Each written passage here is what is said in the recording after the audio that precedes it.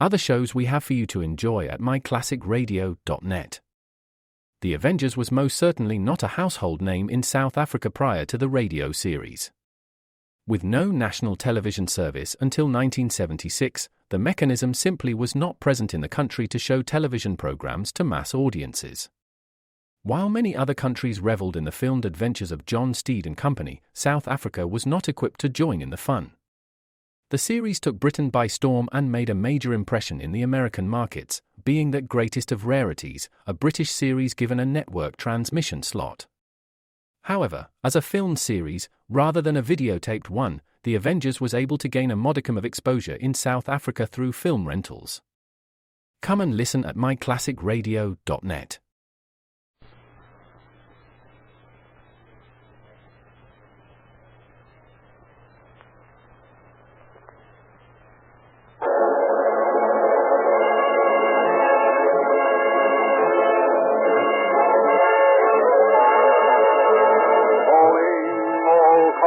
Copyrighted program created by Rio Grande.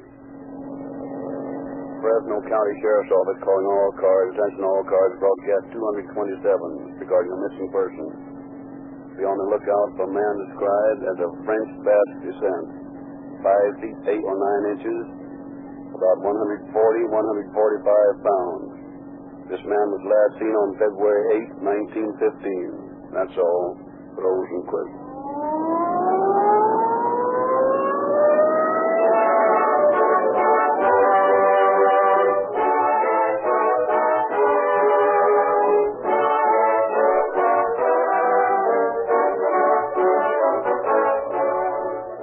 Well aware, friends, there are several motor fuels knocking at your door asking for the privilege of powering your car. Figuratively speaking, it goes something like this. Come in. Hi. I want to put in my application. I see. What's your name? Pandas. Stupendous. And I give you more of everything and saves you a pint of gas every time you shift gears. How interesting. Have you any proof, any facts to back up that claim? What do you mean? I say so. I spend millions saying so. Ain't that enough? Sorry, I'm afraid not. Next. Well, here I am. When do I start? Just a moment. What did you say was your name? Colossal. Super Colossal. That's me. More power, more pickup, more everything. And I've got letters from people. Anybody can make those claims, and anybody can get letters from people. We want facts from authority. Hi, sucker. My name's Savin. The boys call me Chief. Well, Saving's a good name. It ought to get you a lot of business. But what proof did you save? Don't need any proof. They'll buy me. Plenty of them don't think. Goodbye. Goodbye, I'd say. Good evening, sir. I'm Rio Grande Cracked. Oh, unusual name. Cracked. Well, I'm very proud of it, sir. It stands for something. Quality, refinement, expense. The best family name in gasoline. Ask any petroleum engineer. What have you done? Who do you work for? Well, I delivered 55 million miles of police car performance to the police cars, fire engines, ambulances, and emergency equipment of your cities and counties last year alone. I'm under contract to your state of California, and the United States government specifies me wherever I'm available, see? And tens of thousands of California motors... Why, you must be the first in public service. Yes, but I'd like to be first in your personal service. There are so many friends that would depend upon me exclusively if they would put me to work. Well, I'll send everybody I can into your red and white station and tell them to ask for Rio Grande Cracked gasoline.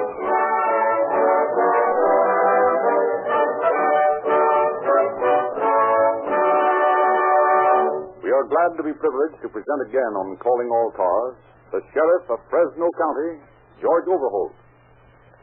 While psychology professors argue the old question of whether environment or heredity is most to blame for crime inclinations in individuals, every law enforcement officer knows that family training can make or break an otherwise normal youth in his relations with the law. When I am asked this question, do you think radio programs, the type of Calling All Cars, really do any good in preventing crime? I can answer truthfully that I do. I believe that anything that brings out the truth of the statement that crime does not pay does good in preventing crime. The law is not a kind teacher. The prison is not a pleasant classroom.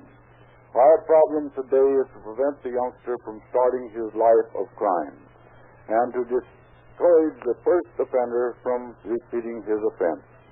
And law enforcement officials welcome any help they can get along these lines. I shall reserve comment on tonight's case for the end of the program.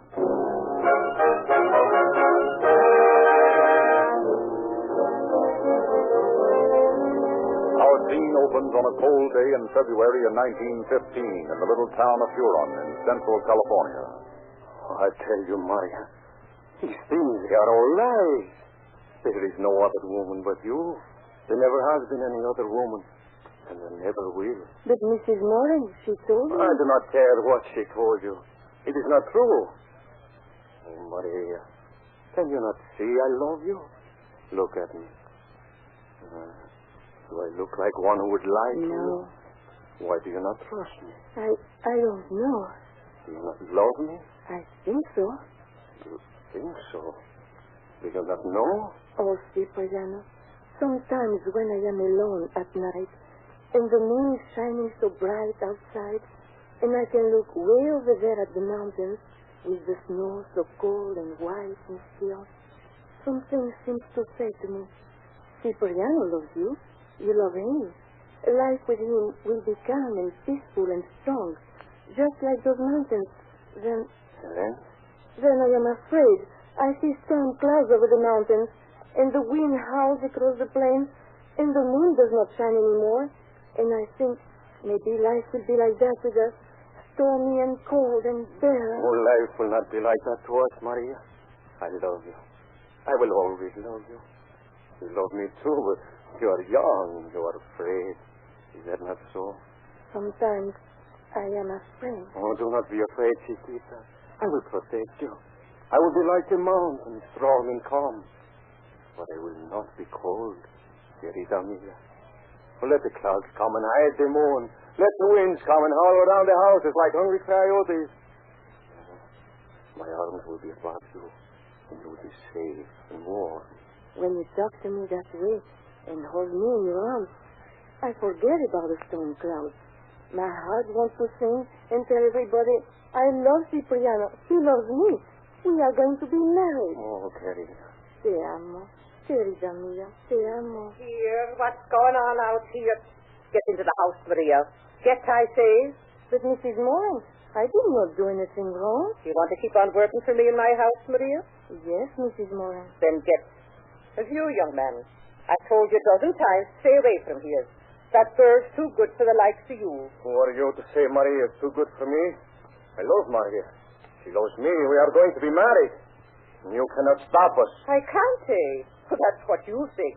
Let me tell you something, the young buckaroo. If I catch you hanging around this girl again, or any other girl who works for me, I'll make you wish you'd never heard of this ranch. Just what will you do? You come around here again and I'll show you what I'll do. I am going to marry Maria. Over my dead body. Perhaps. But just the same, I will marry her. If you ever set foot inside this yard again, Maria will be mourning a corpse. I will kill anybody who tries to come between Maria and me. That's a game two can play, young fella. Remember that.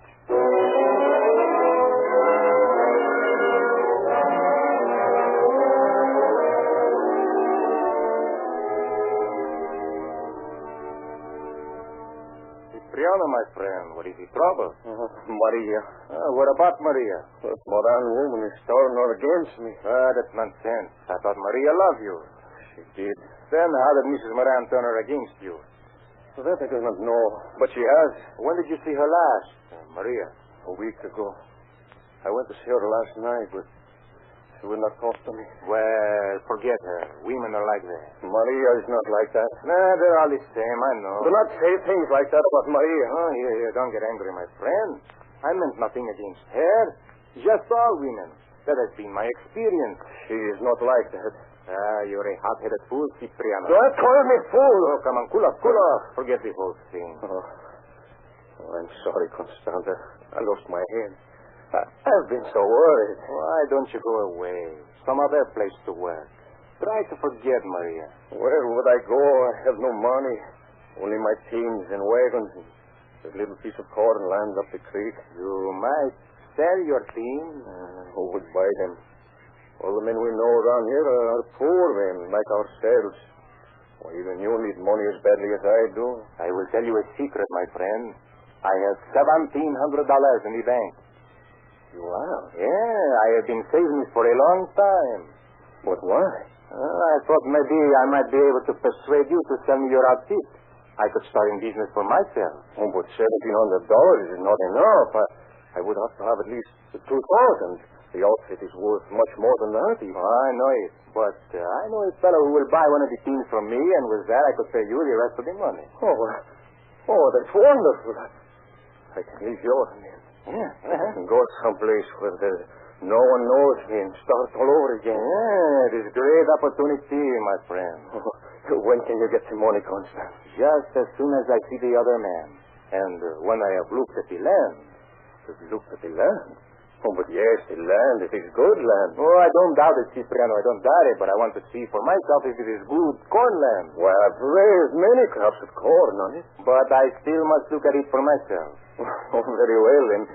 Tomorrow we go to look at it. In the morning, that will be all right? Yes, in the morning.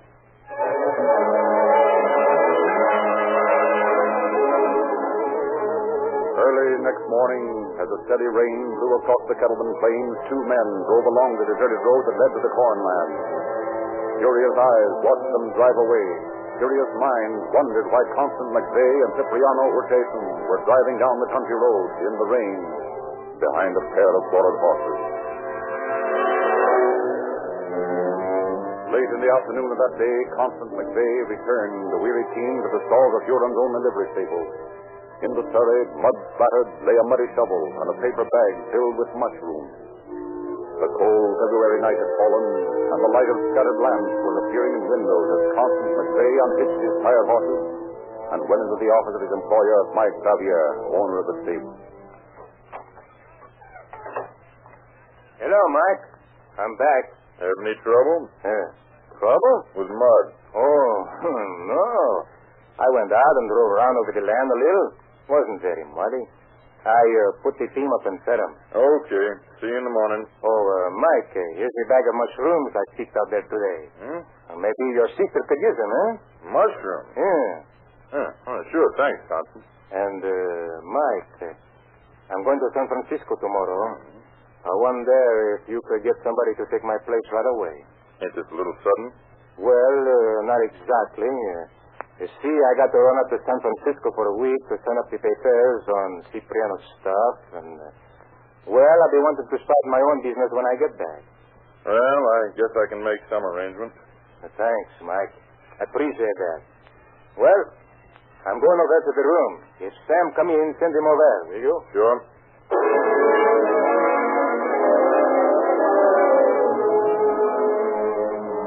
But Constance McVeigh did not come back. Letters which were forwarded returned unclaimed. No word was received from Cipriano Hurtason or his companion, Constance McVeigh. The two men had completely vanished.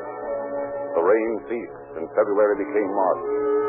One day, a suspicious man went to the office of Ed Arnold, constable. Come on in, Sam. Sit down. Now, what's on your mind? Oh, it's that fellow McVeigh, he calls himself. He sold me a pair of mules for $900. I gave him $300 cash, and I was going to give him the rest when he got back from San Francisco, but he never came back. Well, what are you worrying about? You got the team, haven't you? Yes, but I never got a bill of sale. And besides, the team belonged to Cipriano Hurtason. He hasn't been back either since he went away with that McVeigh. What's wrong with that? Well, it looks funny. This McVeigh and Cipriano, they lived together. McVeigh always talked about needing money, and then all of a sudden he shows up with enough to buy Cipriano's teams. At least he said he bought them. But where's Cipriano? Have you looked for him? Well, sure, but we can't find hide nor hair of him. And you can't find McVeigh, huh? No. Where did Cipriano and this fellow live? Well, they had a room together close to the livery stable, upstairs over an old store. Well, maybe we better take a walk over there and see if we can get a line on these fellows.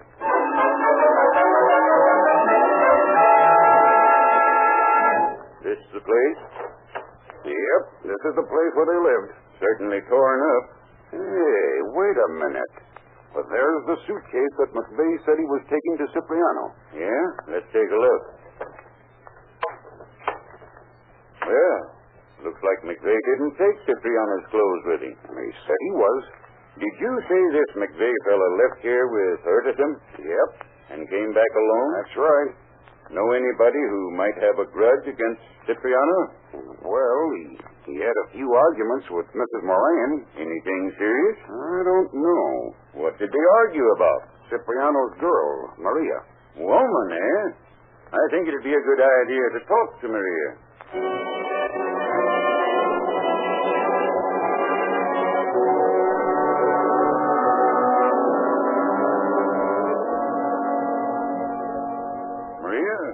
What did Mrs. Moran and Cipriano quarrel about? Me? You? Yes, senor. Cipriano and I, we are in love with each other. Mrs. Moran, she did not like for us to be spending so much time together. She and Cipriano quarreled about it. Did Cipriano say he was going away? No, senor. He said we were going to be married, and nobody could stop us. What did Mrs. Moran say to them? She said, over my dead body. Mm-hmm. Where is Mrs. Moran? She's in the house. Should I call her? Yes. Mrs. Moran. Mrs. Moran, Senor Arnold wants to see you.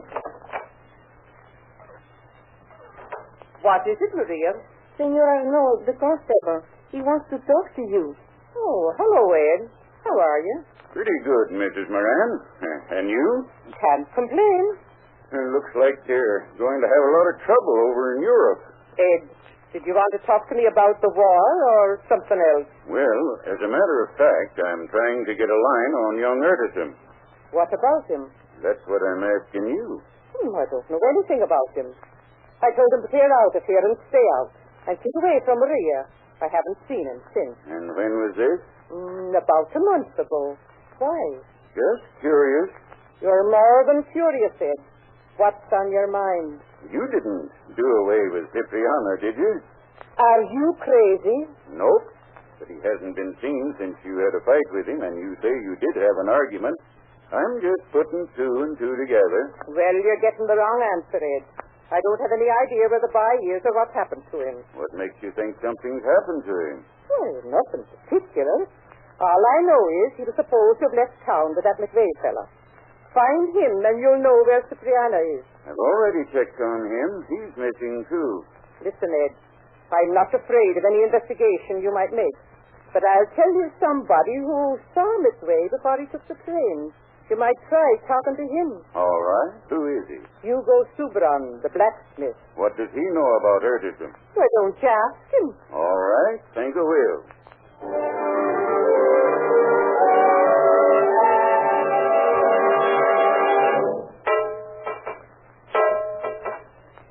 Hey, Hugo, put that wagon tire down and come here. Hello, Ed. What's on your mind? Seen Cipriano Hurtison or Constance McVeigh around lately? Oh, not for 3 weeks or so. Not since they drove off in the rain one morning. Haven't seen them since, eh? No, haven't seen Cipriano at least. No? Any idea where they might be? Well, I've got an idea where Cipriano is. That's so? Where? I've got a hunch we'll find him somewhere out on his farm. Well, what makes you think he's out there? He went out there with McVeigh, didn't he? Sure. And he hasn't been seen since, no? No. I saw McVeigh at the station the night he left. He told me I was meeting Cipriano and going on to San Francisco with him. But he didn't have Cipriano's clothes with him. And I know Cipriano didn't take them with him when he left that morning. How do you know? Because I saw the surrey before they left. And all it had in it was a shovel. It had the same shovel in it when the surrey came back. But it was muddy. I was just outside Mike's office next door when McVeigh came in. And his shoes were muddy too. He gave Mike some mushrooms, he said, he'd picked along the road. But I happen to know that the only mushrooms out that way grow on Cipriano's cornland. Notice anything else? What? No, not right then. But later on that night, I went over to see McVeigh. He told me a day or two before that I had a gun he wanted me to look at, and he did the same thing. Well, when I got there, he was packing Cipriano's clothes. And I saw Cipriano's gun in the suitcase. Yes, I saw that too. I know there's something else. That night I was talking to McVeigh. What was that? McVeigh had his thumb bandaged. I asked him how he hurt it. And he said he cut it with a knife. But while he was packing, with the bandage slipped off in this, I saw a teeth mark. Teeth mark? Yeah, that teeth mark. Got a shovel around here, Hugo? No. Mike's got the same one McVeigh used last month. Let's go over and get it, and get a team and drive out to Cipriano's farm.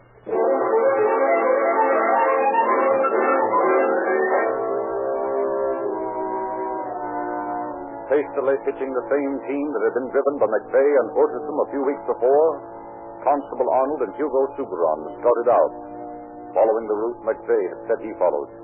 At last they reached the juncture of the road leading to Cipriano's farm. Whoa! You see any tracks that look like the Surrey might make? Yeah, see, right there. Leading off to the left. Yes, I see. Luckily it hasn't rained since they disappeared, There are two sets of tracks there. Yeah, two sets of hoof prints.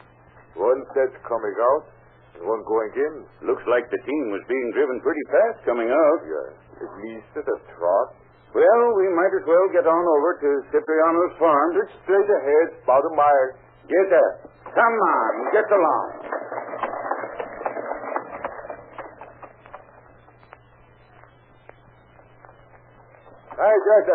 I'll pull up a minute. Looks like the tracks are turning up the creek bed here. I don't see any reason for a man driving up this creek if he's looking for cornland. I still have my doubts about that cornland story. What do you mean? McVeigh never struck me as being the kind of man who'd be interested in farming. Maybe you're right. But what about the fellows who took Cipriano to Colinga? You didn't see any buggy or wagon tracks going that way, did you? I come to think about it, I didn't. Whoa, I said. What is it? Look. Where? Right under that bush. Oh. Fresh earth. Let's get that shovel and see what's under there. Here's where the Surrey tracks turn around.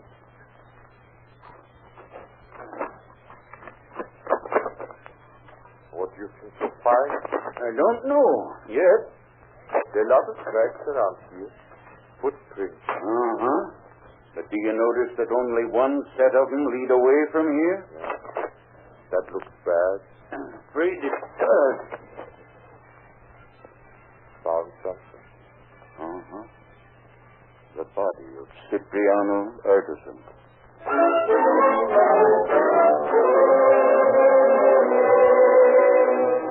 Constable Arnold was right. His shovel soon uncovered the grisly evidence of the murder of Cipriano, his skull caved in by a shovel, his neck broken, his body thrown into the shallow grave while life still pulsed through his veins. No longer was the question, where is Cipriano Urtasun? But it now became, where is Constance McVeigh, his murderer? For months, every law enforcement officer of Fresno County searched for the missing man. Circulars were distributed by the thousands throughout the United States. Rewards were offered by officials and citizens. Time passed, and Constance McVeigh became a dim memory. War flared in Europe and enveloped America. Women took their places with men at the voting booth. Prohibition became a legal fact, but not an actuality. Somewhere a switch was thrown, and a million homes heard voices and music thousands of miles away. A lone flyer winged his way eastward into the first solo flight across the Atlantic. Paper fortunes pyramided, soared to unheard of heights, then crumbled overnight. Untold wealth suddenly became abject poverty. Then, 15 years after the body of Cipriano Urtasun was taken from his smothering bed of earth, Under Sheriff Frank Lemoyne of Rawlins, Wyoming, arrested a man known as Julian Ivanhoff. Well, Ivanhoff, you ready to admit you stole that steer and killed it? Yes, sir. Why'd you do it? Well, I needed money to buy clothes for my wife and children. How many children have you got now, Julian? 3. 2 boys and a girl. Didn't it occur to you that it might not be the best way to help them? No, I didn't think about that. You know, you shouldn't have used a horse, Julian. Horse hoofs are easy to follow in the snow. Yeah, I know. Well, Julian, we aren't going to press this charge against you. You're not? Nope. Then I can go home now? Well, not just yet. You see, I'm waiting for the train to get in. For the train? Yeah. Bringing the sheriff of Fresno County. You know, out in California. He's coming to take you back. Take me back? I don't understand. You will.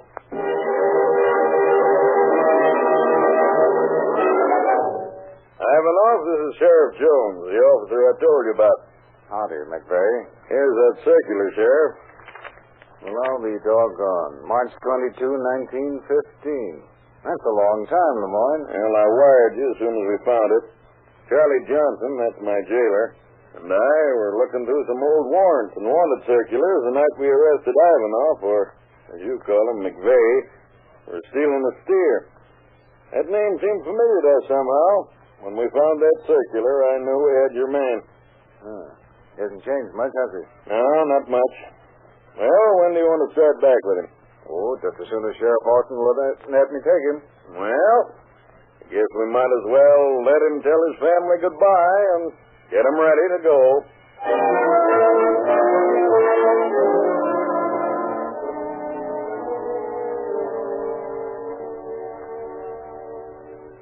See that grave, McVeigh? Yes. That's a little deeper than the one you buried him in, isn't it? I didn't do it. No? What killed him, Doctor? Looks like a blow on the head with a flat object. Probably a shovel. No, I didn't hit him with a shovel. What did you kill him with, McVeigh? It was an accident. Yes, that's it. It was an accident. He was going to shoot me. His gun fell out on his seat. We fought for it. He was going to shoot me. I bent his arm around like this, on the back of his head. Then the gun she went off. I felt him get limp. I knew he was dead. I was scared, and I buried the body there so no one would find it. But somebody did find it, McVeigh, 15 years ago. And there were no bullet holes in the skull. It was an accident, I tell you. The bullet, she went in right here, back of the ear. Any bullet holes in that skull, Doctor? No, Sheriff. Just caved in, right here. Take it away. Take it away. Take it away. All right, McVeigh. Tell us about it. We went out to the cornland. I was going to look at it. He thought I was going to buy it. But I wasn't. I didn't have money enough to buy anything. I had to have money, too. Because the fellow who knew me before, he was going to turn me over to the officers. They said I stole some horses up in Montana. I didn't steal them. But this fellow, he was going to tell the sheriff that I did. I had to pay him. I had to have Cipriano's money. When we got out of the cornland, Cipriano, he got out of the buggy and took the mushrooms. Look, Constant. See the mushrooms. We will take some back to Maria, no? Yeah. You want to? You act so strange, Constant. Why are you getting the shovel out? I want to dig down a little ways to see if the land is rich enough for the corn. Oh, it is rich enough, all right. So, you'll take the mushrooms to Marita, will you? No, my friend. You'll never take anything to Maria. Or to anyone else. I shall have Maria all to myself, my friend. Go ahead and pick your mushrooms. You'll never eat them. Constant, what are you doing? Why are you looking at me that way? Put that shovel down, Constant. No, do not do that, Constant. Now, Cipriano, the things are all mine. Everything is mine. I shall sell them all, Cipriano, and buy pretty things for Maria. She shall be mine too, Cipriano. Maria shall be mine. All mine. She shall love me. That was the way it happened, Sheriff. That was the way he died. Why did you run away if you loved the girl? Why didn't you stay around? I don't know. I was afraid. I was afraid.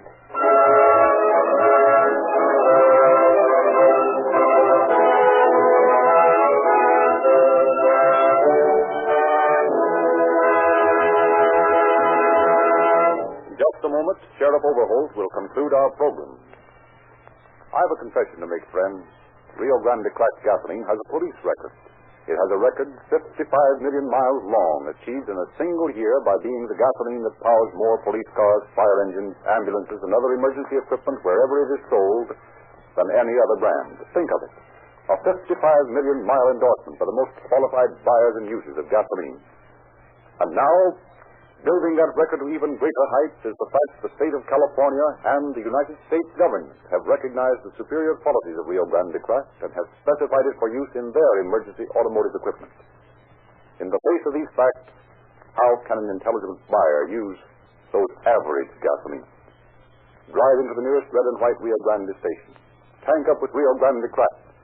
You'll get police car performance with the finest gasoline that money can buy. And now, Sheriff Overholt. Constant McVeigh was tried at Fresno, found guilty of murder, and sentenced to San Quentin, where he has paid for his crime. How he eluded the law for 15 years has always remained a mystery, but the keen eyes of officers at Rawlins, Wyoming, brought about his capture, and he has since learned that, as usual, his crime did not pay. Thank you, Sheriff Overholt.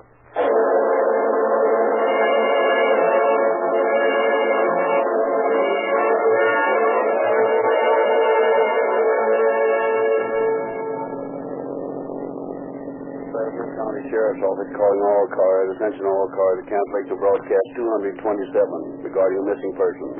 This man was found murdered. That's all. Rose Request.